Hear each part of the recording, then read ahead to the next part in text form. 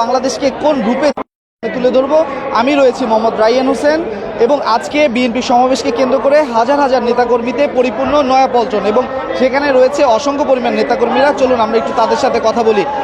শুরুতে আপনার কাছে জানতে চাচ্ছি, কেমন বাংলাদেশ দেখতে চান বিএনপিরা? আপনারা একজন নেতাকর্মী হিসেবে কি বলতে চান যে এবং সামনের দিকে কি কেমন বাংলাদেশকে গড়তে চান?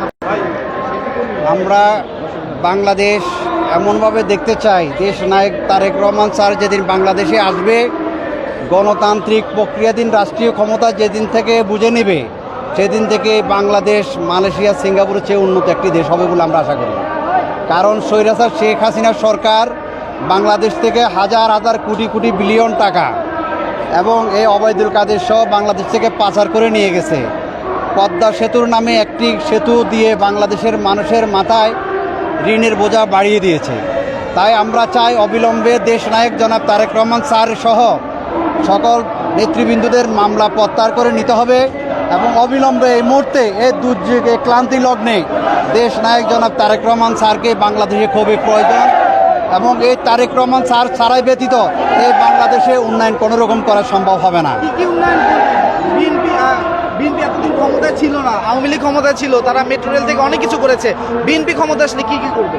আওয়ামী লীগ ক্ষমতা তো এসেছে 10 টাকা কেজি চাউল খাওয়াবে বলে, ঘরে ঘরে চাকরি দিবে বলে, কিন্তু ঘরে ঘরে চাকরি দেয় নাই, ঘরে ঘরে সন্ত্রাস করেছে এবং মামলা প্রতিটা ঘরে ঘরে মামলা মানুষদেরকে দিয়েছে আর বিধবা মা বোনদেরকে বিধবা বানিয়েছে। আওয়ামী লীগ সরকারের এ হচ্ছে আওয়ামী লীগের চরিত্র। আর বাংলাদেশ জাতীয়তাবাদী দল বিএনপি দেশ নায়ক জনাব তারেক রহমান যে নির্দেশনা দিয়েছে, আপনারা সাংবাদিক মিডিয়া সকলে দেখেছেন, যখন এই ছাত্র আন্দোলন এবং দেশনেত্রী বেগম খালেদা জিয়ার নেতৃত্বে যখন এই শেখ হাসিনা বাংলাদেশ থেকে পালিয়ে গেছে, তখন দেশ নায়ক তারেক রহমান স্যার বলেছিল জাতি সমস্ত ধর্মাবলম্বী সবাই ধৈর্য ধারণ করার জন্য। ওই দিন আমরা শুধু তারেক রহমানের নির্দেশনা ক্রমে আমরা ধৈর্য ধরেছি। যদি ওই জায়গায় যদি শেখ হাসিনার ছেলে হতো তাহলে বলতো বাংলাদেশের প্রতিটি ঘরে ঘরে গিয়ে আগুন লাগিয়ে দাও, কিন্তু তারেক রহমান এই দেশের মানুষদেরকে শান্ত রেখেছে। তাই এখনও আওয়ামী লীগের নেতাকর্মী দেশে ভালো মতন বাস করতেছে। আপনার কাছে জানতে চাচ্ছি, আপনি কেমন বাংলাদেশ দেখতে চান বিএনপির একজন নেতা বা কর্মী হিসেবে? অ্যাকচুয়ালি আমাদের দেশ নায়ক তারেক রহমান দেশে একটা শান্তির বার্তা পৌঁছে দিয়েছেন।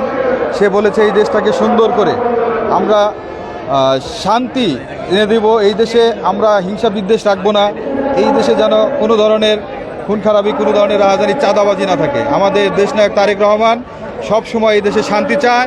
আমরা বিএনপির কর্মী হিসাবে আমরাও চাই দেশ নায়ক তারেক রহমান যেন এই দেশটাকে আওয়ামী লীগের মতো একটা অরাজকতার সৃষ্টি না করে।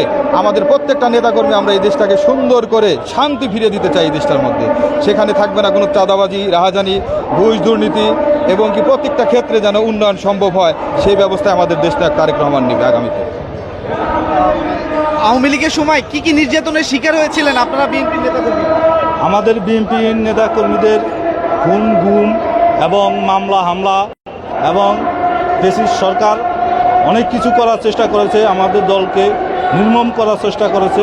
তো আমরা আমাদের বাংলাদেশ জাতীয়তাবাদী নাগরিক প্রজন্ম দলের পক্ষ থেকে আমাদের নেতাকে বলবো, দেশ নায়ক তারেক রহমানকে, যে আমরা বাংলাদেশে শান্তিপূর্ণভাবে থাকতে চাই এবং শান্তিপূর্ণভাবে আমরা রাজনীতি করতে চাই এবং সেই সুযোগ সুবিধা আমরা যেমন জনগণ হয়ে এবং থাকতে পারি এবং বাংলাদেশে পরিবার নিয়ে বাস করতে পারি, করতে পারে, সেটাই চাইবো আমরা। দর্শক, আপনারা শুনছিলেন যে এখানে বিএনপির নেতাকর্মীরা কিন্তু সকলে একই সুরে কথা বলছে যে নতুন করে যে বাংলাদেশ, সেই বাংলাদেশকে সুন্দর করে কোনো বিশৃঙ্খলতা থাকবে না, সব কিছু নিয়েই কিন্তু আসলে সুন্দর একটি বাংলাদেশ গড়তে চায়। নারী হিসাবে আসলে আপনি কেমন বাংলাদেশ চাচ্ছেন? আমি নারী হিসাবে আমি একটাই চাবো, সেটা হলো পুরো বাংলাদেশের যে আতঙ্কে ছিল একটা গণতন্ত্রের একটা আবদ্ধ হয়েছিলাম, আমরা গণতন্ত্রের ঠিক মতো একটা কথা বলতে পারি নাই। সবচেয়ে বড়ই আমাদের যে আমরা স্বাধীন দেশের স্বাধীন নাগরিক হিসাবে আমরা সেটা চলতে পারি নাই। সুতরাং আমরা একটাই দাবি যে আমরা নারী হিসাবে যে আমরা স্বাধীনভাবে চলতে পারি, আমরা বাকরুদ্ধ হয়ে স্বৈরাচারের কোনো দ্বাদস্থ না হই, এটাই আমাদের চাওয়া। শেখ হাসিনার আমলে আপনি কেন আসলে চলতে পারেন না, কি সমস্যার সম্মুখীন হয়েছেন? আমরা সবচেয়ে প্রত্যেকটা ক্ষেত্রেই আমরা ছিলাম, মানে কথা বলতে পারি নাই, চলতে পারি নাই, স্বাধীনতা ছিল না আমাদের। নারীর কি অধিকার হরণ হচ্ছে? নারীর সবচেয়ে বড় হরণ যেটা হয়েছে সেটা আমরা তো কথাই তো বলতে পারি না, কোনো উচ্চারণই তো করতে পারি না। আমরা যে নারী না যে একটা উদ্যোগ নিব, সেই উদ্যোগটা আমরা ঠিক মতো করতে পারি না। সে তো নারী ছিল, সে তো বলেছে যে নারীদের জন্য। না, সে নারী হলে নারীর নামে কলঙ্ক ছিল উনি একজন, সে নারী, সে অধিকার করছে, আমাদের হরণ করেছে। সে তো বলছে টুক করে বাংলাদেশে চলে আসবে, এ ব্যাপারে কি বলবো? টুক করে এটা সম্ভব না, আমরা কোনোদিন এটা হতে দিব না। আমরা আরো রুখে দাঁড়াবো যে উনি জানি বাংলাদেশে না আসতে পারে অন্তত। আর আসলে ফাঁসি। আসলেই তো ফাঁসি কেন, এর যে কয়বার যে ফাঁসি হবে এটা আমরা বলতে পারি না। এটা এই বিচারটা আমরা জনগণেই করব। দর্শক, আপনারা দেখছিলেন যে সাধারণ মানুষ থেকে শুরু করে যারা বিএনপির নেতাকর্মীরা যারা রয়েছেন তারা কিন্তু আসলে এই বিষয়গুলো যে বিষয়গুলো বলছে তারা সেগুলো আমরা দৈনিক দেশটির মাধ্যমে আপনাদের মাঝে তুলে ধরছি। দর্শক, এরকম শত শত নেতা, হাজার হাজার নেতাকর্মীতে পরিপূর্ণ কিন্তু এই পুরো প্রেস ক্লাব।